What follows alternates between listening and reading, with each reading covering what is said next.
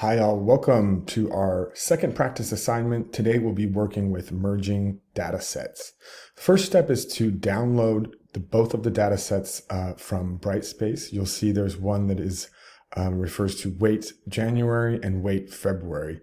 Essentially, we have two different cross-sectional data sets that we will be merging into one to make a longitudinal or panel data set.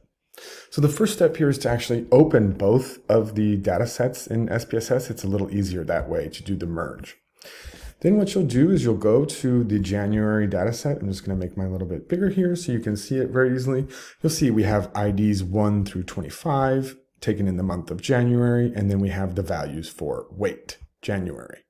Now we're going to merge this with the February data. So the first trick is to actually go to the Data tab.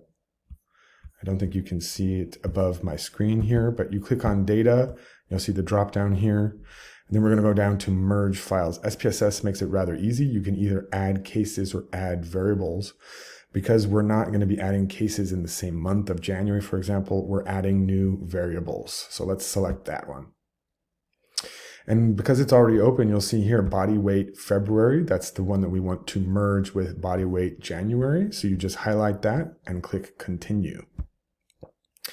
Then we're going to be selecting how SPSS will merge these two different data sets. We're going to do one-to-one based on key values, and the key values are listed here. But we don't want to use them all. So what we're actually going to do, you click on the Variables tab right here.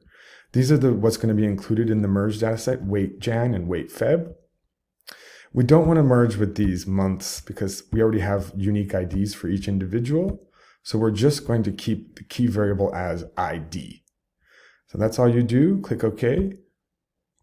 And now we can see here in our new data set, we have ID 1 through 25, January. We can actually drop this now because not all of them were taken in January. And we have the variables that clearly tell you which we have, weight Jan and weight Feb. You'll notice there were some missing values that we can call this attrition in the sample. For example, individual 10 and individual 19 do not have any value for body weight in February. So they are actually missing, but the others do. So that's it. That is how you merge a data set in SPSS.